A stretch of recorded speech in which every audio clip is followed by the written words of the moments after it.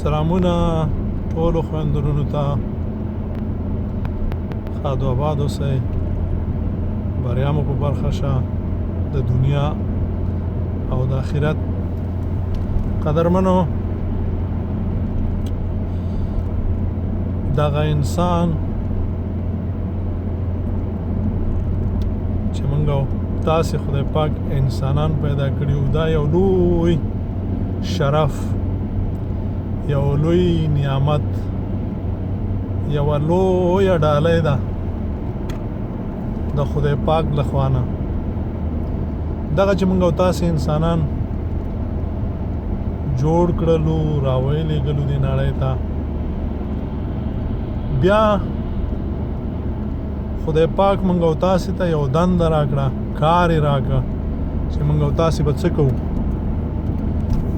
انسانان یو همدغسې د انسانیت لویه دنده یې راکړه ډېر لوی کار یې راکړه ځکه خدای پاک همدغه انسانانو ته 1,40,000 کم او زیات پیغمبران راولېږل وخت په وختونو باندې چې د دې انسانانو دغه خپل انسانیت په هیر نشي او انسانیت چې په هیر شو رب په هیر کوي یعنی خپل خدای په هیر کوي خپل الله په هیر کوي ځکه چې دا چې خپل ځان په هیر کا بیا دته معلومات نه کیږي چې زه چا جوړ کړی یم او چا را لېږلی یم دغه نعمتونه دغه کائنات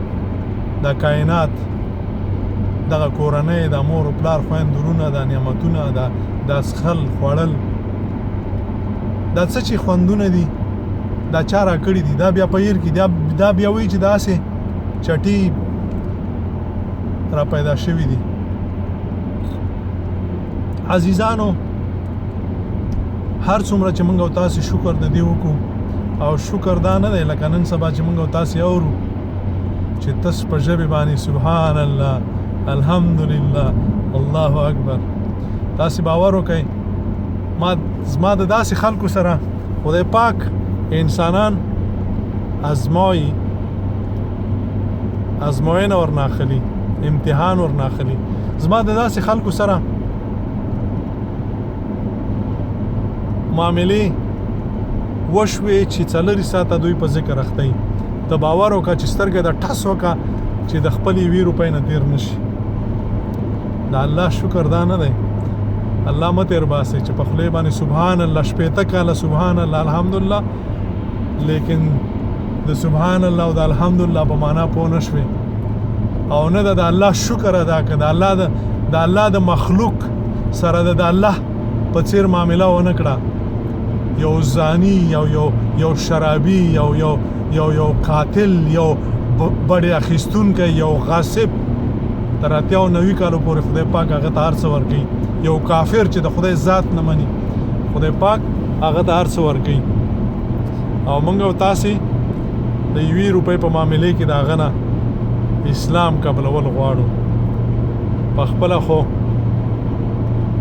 د پاسه ټاک ورلاندې برګ سر د سنډات سرمن د میخې د ورځې شیخ او د شپې ګورې بیا شینکي خالونه خو بل بیا غواړي چې سل په سلو کې مسلمان شي عزیزانو منګ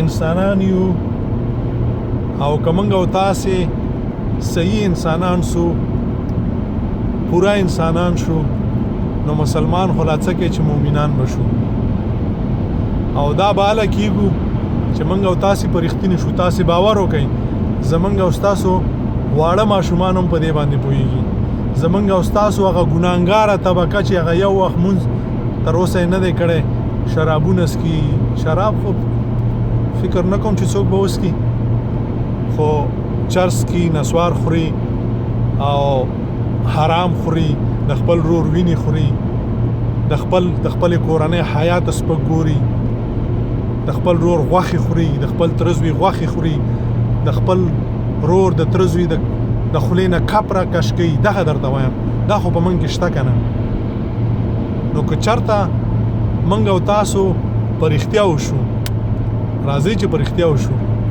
په ټول په دې باندې پوهېږي هر حرامخور هر ټاک هر غاصب هر سودخور، هر ضرور حق او ویني چې خوري په دې باندې پوهیږي چې زه حرام خورم، دا ځکه په دې باندې پوهیږي چې بیا درواغ وایي. هغه څوک نه پوهیږي چې وایي خوري.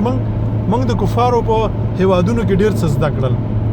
دوی یو کار وکړي او بیا وایي چې و ما کړی دی، نو سړی پوه شي چې والا دا نه پوهیږي چې دا زه څه خورم، دا زما حق نه دی.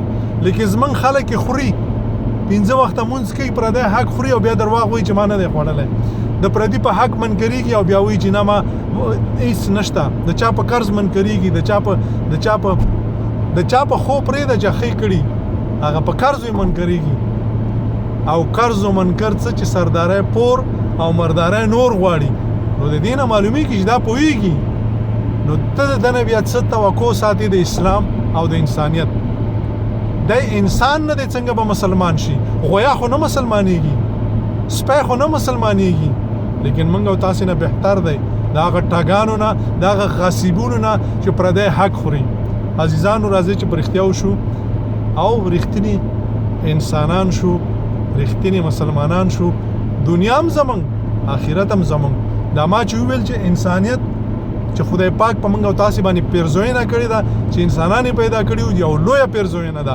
په نړۍ کې مزې دي، تاسې باور وکړئ. دا غټې غټې خېټې چې نیولي دا مزې نه دي چې دومره څه خوړلې خوري چې په پوزې راوتلي، په سترګو کې معلومیږي، په ټنډه کې، په ججوره کې معلومیږي، په ګېډه کې معلومیږي چې څومره څه د خوړلي. دا مزې نه دي. مزې دا دي چې ته په ګېډه وږی او د بل مرسته کوې، د خپلې خولې کپ بل ته ورکوې. دې ته وایي مزې. ته تل په دې فکر کې وي چې څوک به داسې مجبور وي، د چا بچي به داسې مجبور وي چې زه د هغې لاسنیوی وکړم، چې زه هغې ته په جب کې څه واچوم، په لاس کې څه واچوم، په خولې کې څه واچوم. مزې په دې کې دي. تاسو باور وکړئ چې خپله ولږه در نه په هیر شي. مزې په دې کې دي. مزې په دې کې نه دي چې خېټم په سر راواوړي. مزې په دې کې نه دي چې داسې غوښې مو وخوړې او داسې کبابونه مو وخوړل او داسې حرام خوریانې مو وکړلې چې هیڅوک یې نشي کولی. او په خوا کې یتیم د ولږې مري، کونډه خور ده، بوره مور ده، یتیمان بچي ده، ورونه ده، د ولږې مري، هغه د پیري. عزیزانو ډېر خلک ما نه کرکه لري. هیڅ پروا نه لرم، هیڅ پروا نه لرم، ځکه چې زه انسان یم او خدای پاک را لېږلی چې د انسان په څېر سپینې خبرې وکم او د انسانیت مرستې وکم.